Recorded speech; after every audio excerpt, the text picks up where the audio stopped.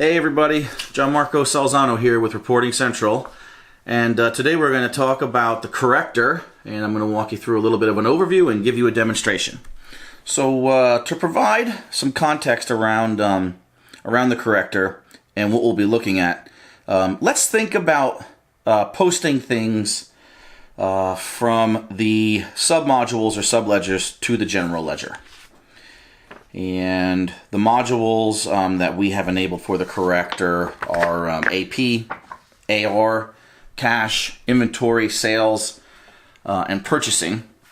And when you do make a coding mistakes, because they can and do happen, we have given you the opportunity now with the corrector to facilitate the process of correcting them. So everybody kind of loved it when the correct button came out for journal entries. So really what we've done is kind of taken that love and just spread it further into Dynamics GP. So we took that correct button concept to the module level. So when we think about payables, think about invoices and checks. From a receivable standpoint, think about invoices, debit notes, and credit notes. Again, miscoding and being posted and pushed to the GL to the wrong account or to the wrong place. From a cash perspective, think about increase and decrease adjustments and miscellaneous deposits. Purchasing, put yourself in the mindset of receipts and invoice matching. Sales orders, we're talking about invoices and returns. And for inventory, we're talking about adjustments. So what are the benefits of the corrector? What is the big value add for the corrector? The most biggest one is the cryptic journal entries, or as a matter of fact, the lack of cryptic journal entries. So you get that GJ and it's posted to your account and you're wondering why it's there. We kind of eliminate that whole process, that whole concept of a cryptic journal entry, where you're not having to dig through GP for the details at the end of the month or at the end of the quarter, or God forbid at the end of the year with an auditor looking over your shoulder. And what the corrector does from another value-adding concept is we give you the ability to build a full audit trail of who, what, why, when, and how a correcting entry was done. And we put all of this in one place so that it's easy for you to find when processing is done, and you can approach it or get at it from the submodule or the general ledger. We also allow for a very smooth and efficient process for the correcting entry.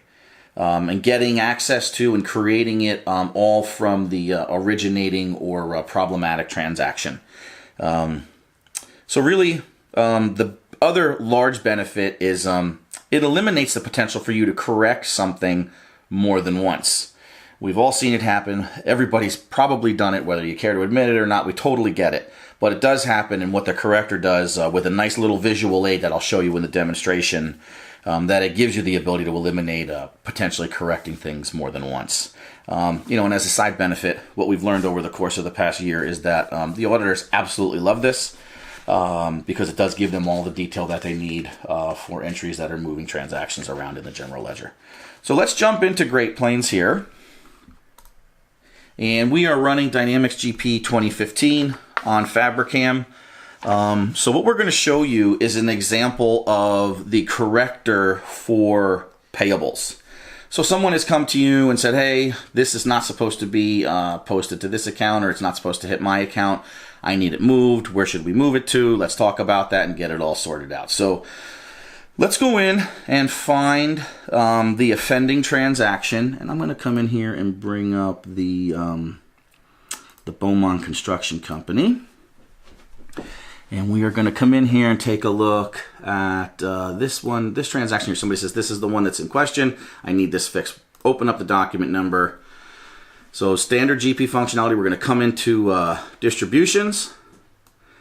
And down here in the lower right-hand corner, this is the correct button. So we're going to go ahead and click that. And now we're coming into the corrector screen. And this is where we start to build that audit trail and kind of create the journal entry, but not a cryptic one. So what we're going to do here is put in the reason, the requested by. So who requested this? And I'll just say that Shane Hall requested it. And what is the reason for the correction? Because John Marco miscoded. Again, it's been known to happen, folks. I am a novice at GP, but based on this demonstration, I hope you like what you see so far. Please fix.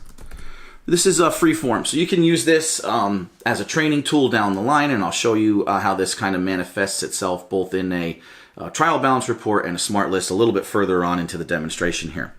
So now we can go ahead and pick one line or any number of these lines to kind of fix and reallocate. So I'm going to pick this second line here and click on Create Journal. So what's happening on the back end here that you're not actually seeing is we are capturing the vendor name, the vendor ID, the document number, and description. So they're all coming along for the ride so that when you do use your reports, you can have that detail show up, and I'll show you again how that manifests itself shortly. So let's click on Create Journal Entry.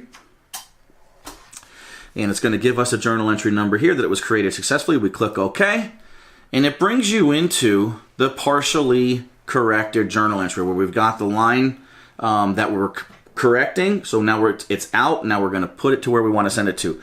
And as a little aside here, folks, if you are running binary stream mem or if you're using analytical accounting, we do have you covered for that.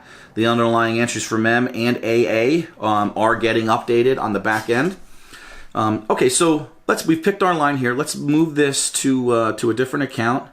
And for demonstration purposes, we are going to put this to employee advances, 1260. So now we have our balanced transaction. Let's save this, and we'll just go through the standard posting process. And I do want to render this report to screen just so I can start to show you the continuity that gets built with the corrector. And I think one of the things you'll notice here is the comment is PMTRX correction, and the batch ID has a PMCORR. So you know that this is a correcting transaction. Here's how this will look on the standard report for the GL posting journal. So again, you've got your PMCORR here. You've got your batch document as a PMTRX.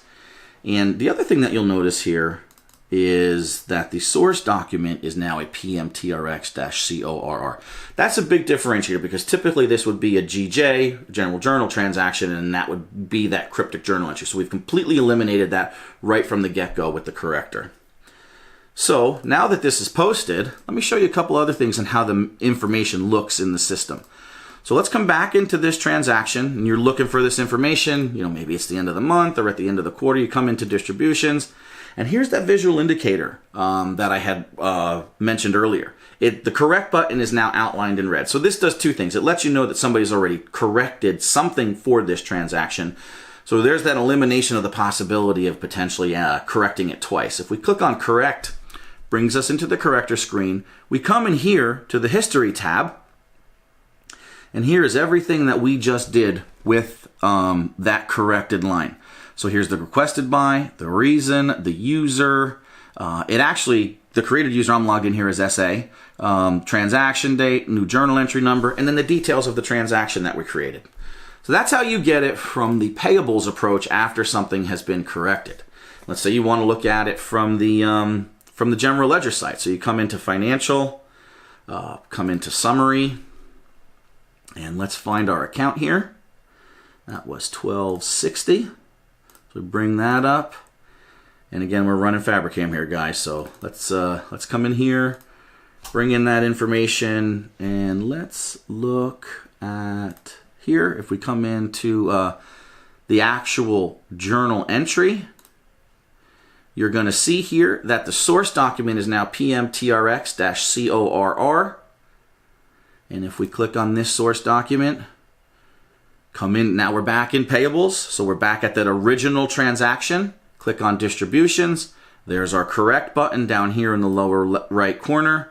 Click on that. If we come into history, here is all the correcting detail. Again, same information, we just came at it from the general ledger approach as opposed to the payables approach. So here's all the historical detail related to that transaction. So that's kind of how it works. Now keep in mind we do the same exact process for receivables, sales orders, cash, inventory, and purchasing. So let's take a quick look here at at a trial balance report. And in this example, I'm going to show you a rent expense account. And let's see how it manifests itself on a report. So down here at the bottom line here, we see a general journal transaction the cryptic entry is we're correcting voucher 725626.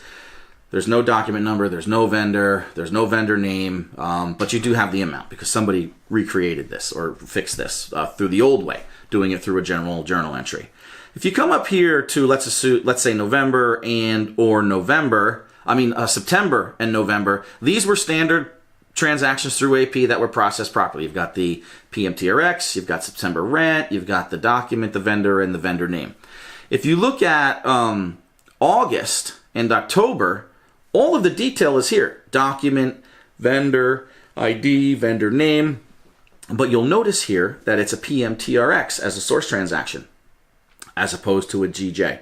So if you're looking at this, you're saying, oh, everything looks good for August, September, October, November. Oh, what's this December? You really don't know where to go to look and find these details. In the Oz example, in the October example, you know exactly where to go and find this information.